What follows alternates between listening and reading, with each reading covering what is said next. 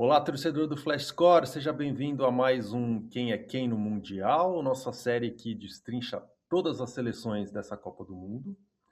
Hoje a gente vai falar do menor país dentre os 48 que estarão nessa Copa, o Curaçao.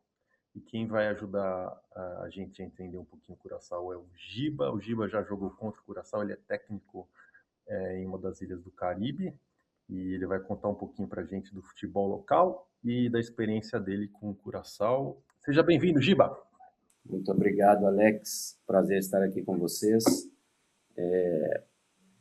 Interessante ter a oportunidade de falar de Curaçao, porque em 2018 foi a primeira vez que eu tive contato com eles.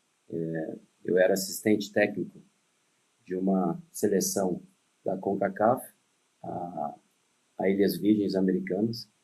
O treinador era o Marcelo Serrano, que hoje é treinador da seleção onde eu sou diretor técnico, St. Kitts and Nevis. E a gente teve essa experiência numa partida na AMG, na IMG, nos Estados Unidos, na Flórida. E foi o segundo jogo com o Marcelo como treinador e o meu segundo jogo como assistente. Foi uma partida onde a gente já teve uma noção de que eles estavam criando um projeto a longo prazo com a intenção de classificar para uma Copa do Mundo. Isso O foi jogo que ano? terminou. Isso foi em 2018. 2018. Depois da Copa da Esse foi Rússia. o primeiro contato que eu tive com o Curaçao. Depois, São Kitts e Nevis, né, que é onde eu estou, São Cristóvão e Neves, hoje como diretor técnico. Em 2024 jogaram uma partida contra Curaçao e ganharam de Curaçao. Naquela época em 2024 eles não tinham todos os jogadores ainda que eles estavam identificando, né, para esse projeto de classificação para a Copa do Mundo 2026. Giba, conta um pouquinho, antes da gente entrar na seleção e no futebol de Curaçao, conta um pouquinho pra gente como é que você saiu do Brasil até São Cristóvão e Neves, cara. Rapidamente, como é que foi essa Sim, sim. sua trajetória? Eu fui para Londres, né, onde é a minha residência hoje, em 2001.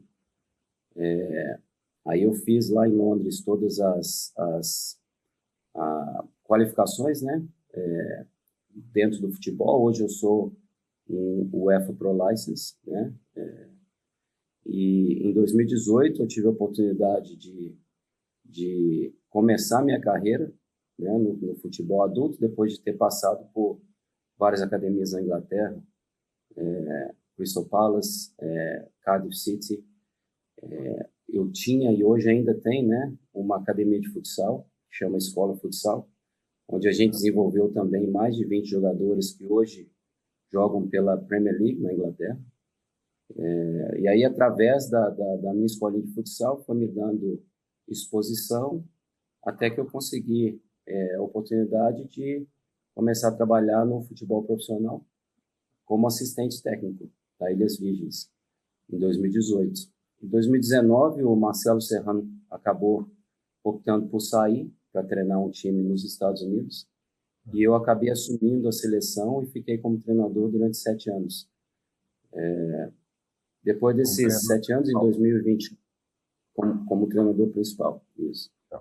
Em 2025, eu saí da seleção para trabalhar no futebol feminino nos Estados Unidos, na NWSL, né, no Houston Dash. E aí apareceu essa oportunidade, um projeto completamente diferente, como diretor técnico de St. Kitts and Nevis. Eu aceitei com a intenção de criar um projeto de 4, 6 e 8 anos, para que a gente também consiga seguir os passos de Curaçao e classificar para a Copa do Mundo 2030. Tá. Giba, conta um pouquinho para a gente como é que funciona o futebol local, porque Curaçao é do tamanho de Chapecó. É como se Chapecó tivesse uma seleção na Copa do Mundo participando ali. E só que, no caso, é um campeonato muito menor que o Paranaense, né? São só 10 times, se eu não me engano, na liga local. E todo mundo joga basicamente na Holanda, né? Me conta um pouquinho como é que funciona o estilo de jogo, se é bem espelhado na Eredivisie, que é a liga holandesa, e o que você pode dizer um pouquinho do futebol e da liga local? O Curaçao é um dos países mais bem organizados dentro da CONCACAF, do Caribe, né? Se Uhum. você tem a oportunidade de ir para Curaçao, você vai ver que o país é movido pelo futebol. Eles são um país pequeno, mas que tem uma estrutura, uma infraestrutura muito boa mesmo.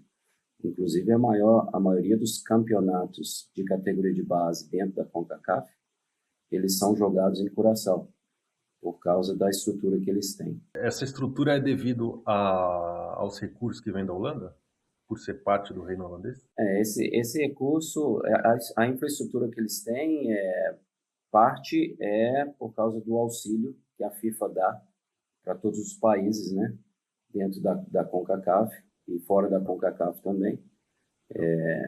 Méritos para uma administração inteligente que entendeu que para criar, né, consistência dentro do futebol e alcançar resultados positivos, é necessário investir em infraestrutura, em primeiro lugar. Obviamente, a influência holandesa dentro de Curaçao traz uma organização, né, dentro do futebol muito grande. Né? A Holanda é um país muito respeitado por causa das metodologias de jogo e das metodologias de desenvolvimento de treino também.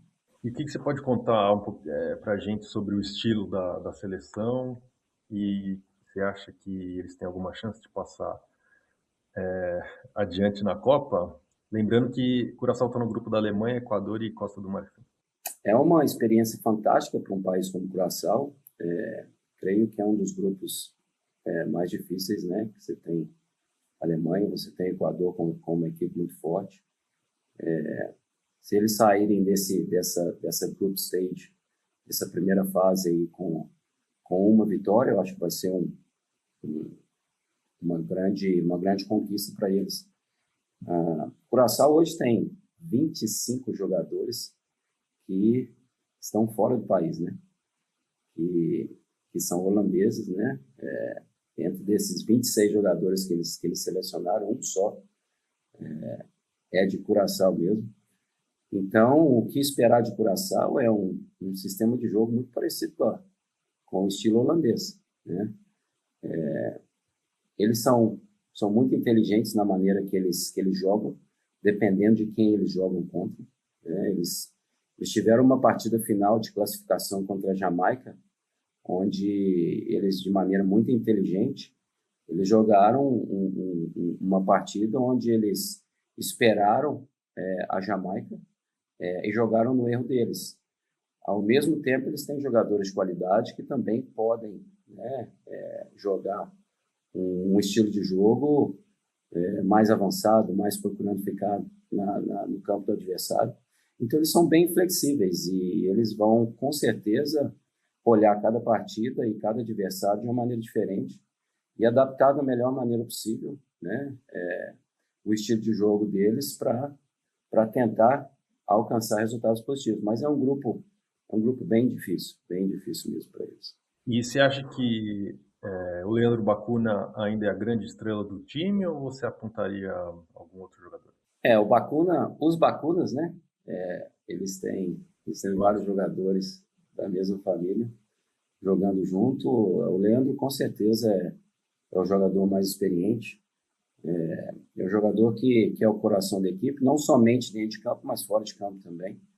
Eu tive a oportunidade de jogar uma partida contra eles, onde eu percebi, né, que tudo gira em torno dele. Né? A construção dessa equipe ela foi feita ao redor dele. Né? E, com certeza, a influência e o impacto do Leandro dentro do mercado holandês fez com que vários jogadores aceitassem a proposta de jogar por Curaçao. Tem algum jogador que você acha que pode surpreender, que ninguém conhece e vai ficar conhecendo na Copa?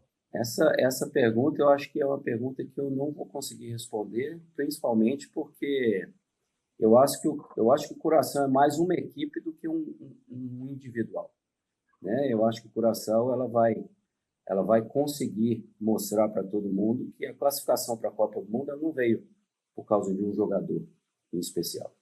Ela veio por causa da sinergia, por causa da maneira que eles jogam como equipe, né? Então, se você me perguntar qual jogador que vai ser o que vai mais se destacar, eu acho que a equipe num todo, ela vai se destacar, né? Porque esse é o motivo principal pelo qual eles classificaram para a Copa do Mundo.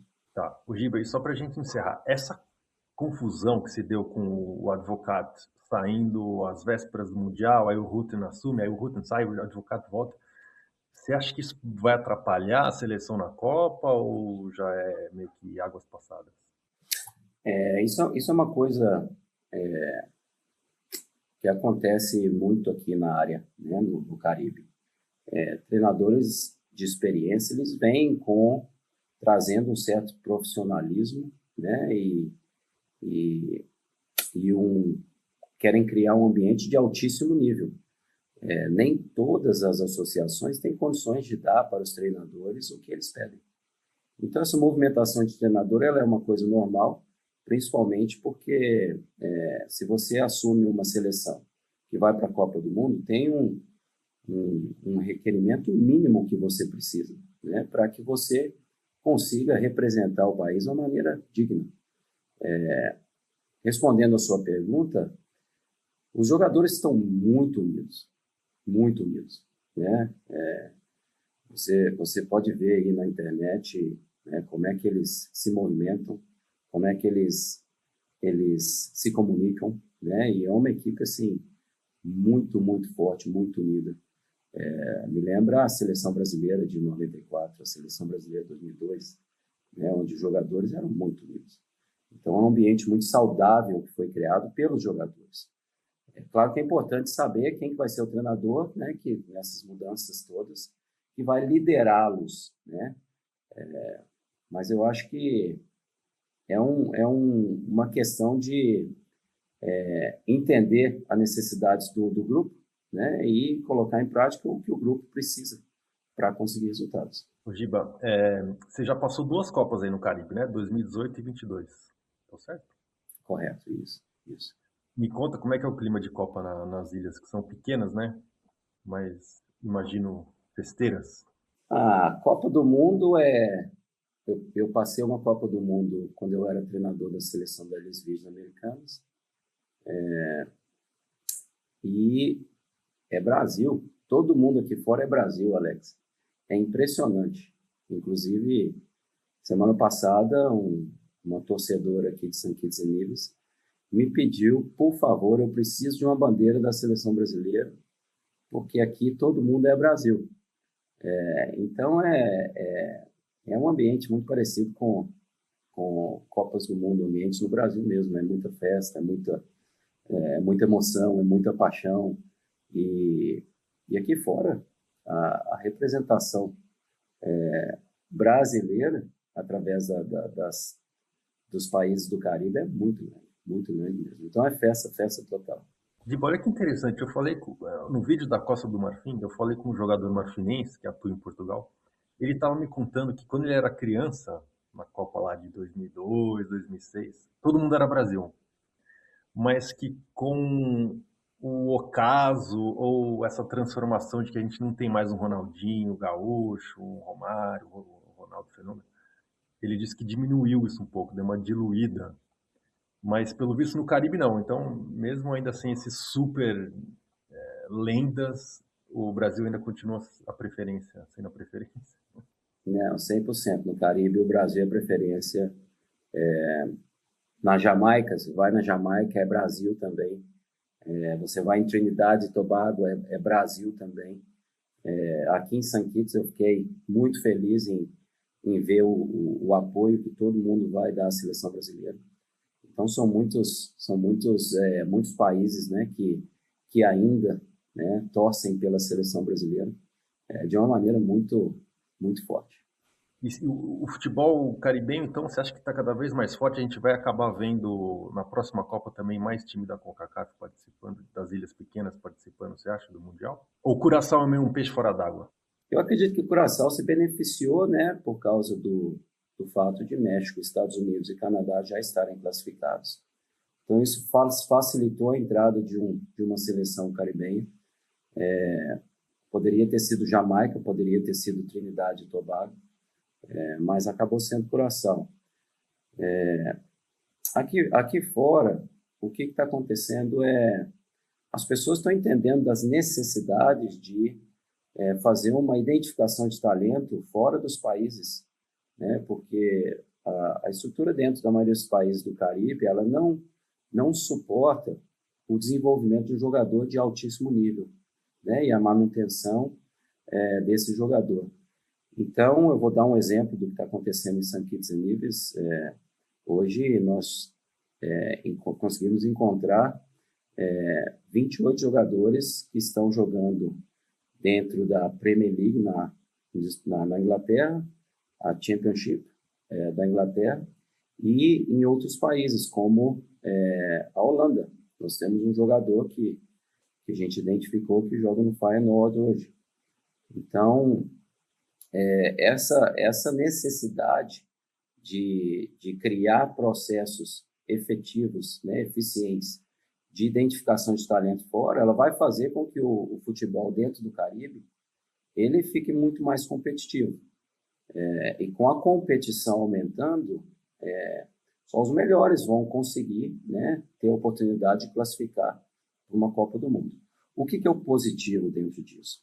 É que um México, os Estados Unidos, um Canadá, uma Costa Rica, eles vão ter uma competição muito mais acirrada, o que pode, né, aumentar a melhora também desses países, né, porque é muito confortável hoje para eles. Então, o futuro parece muito positivo para a região. O fato da maioria dos jogadores jogarem fora não cria uma desconexão com os torcedores locais, né? No Brasil, por exemplo, com essa mudança um pouquinho dos jogadores saírem muito cedo, né? Tem muita gente que não conhece, o Igor Thiago, quem está jogando fora, existe um pouquinho de desconexão, né, entre o que era a seleção antes e o que é hoje, né? O lastro, acho que entre o brasileiro e a seleção, né, mudou um pouco. Mas no caso de Curaçao e das Ilhas do Caribe, não, né? Tudo bem, importar jogador não tem esse problema, né? Pelo contrário. Não é tão fácil assim, porque você tem jogadores locais que eles têm a certeza de que eles merecem estar na seleção. Então, essa mescla de jogadores de fora e jogadores de dentro de casa, a princípio, ela é muito importante, porque os locais eles precisam aceitar os jogadores que estão vindo de fora, né? Eles precisam ganhar respeito, né? Os jogadores de fora precisam ganhar respeito para que esse processo seja um processo saudável, porque senão todos os países podem ter muitos problemas, né? A partir do momento que as seleções começam a conseguir resultados positivos, tudo muda muito mais rápido, né? O futebol ele é voltado para resultado, né? É um esporte de alta performance e de resultados. Então, alcançando resultados positivos facilita a aceitação de jogadores de fora. Giba, brigadíssimo pelo seu tempo. Mais alguma coisinha você quer dizer sobre Curaçao, sobre São Cristóvão e Neves? Eu desejo boa sorte a Curaçao, está representando a região. Torcendo? Oi, desculpa. Você está torcendo para Curaçao na Copa? Eu estou torcendo para o Brasil, não tem como mudar não, né, Alex? Eu desejo boa sorte para Curaçao, porque eles estão representando a nossa região. Eu já estou aqui há 8 anos, né? São projetos diferentes, mas com o mesmo intuito de impactar vidas usando futebol, né? Desenvolvendo processos eficientes dentro de países que precisam de muita ajuda com relação à profissionalização de todas as áreas, né? Então, torcendo para o Brasil, desejando boa sorte para o Curaçao. E tem chance de a gente te ver treinando alguma seleção na Copa de 2030? Alex, eu sou uma pessoa que eu decidi tomar, né, levar a minha carreira um passo cada vez. Né? O futebol ele pode ser muito cruel, né, principalmente com treinadores. Então, eu estou em processo de desenvolvimento, por isso que eu dei um passo atrás para ser diretor técnico, para ganhar experiência de baixo para cima e de cima para baixo, né? Mas a minha paixão é estar dentro de campo, é ser treinador e eu estou me educando, né, cada dia mais para que um dia, dentro do projeto certo, né, eu consiga alcançar o sonho de, com certeza, treinar uma seleção que vai disputar uma Copa do Mundo. Demais, cara. Obrigadíssimo pelo seu tempo. Boa sorte. Tomara que a gente te veja lá. Obrigado.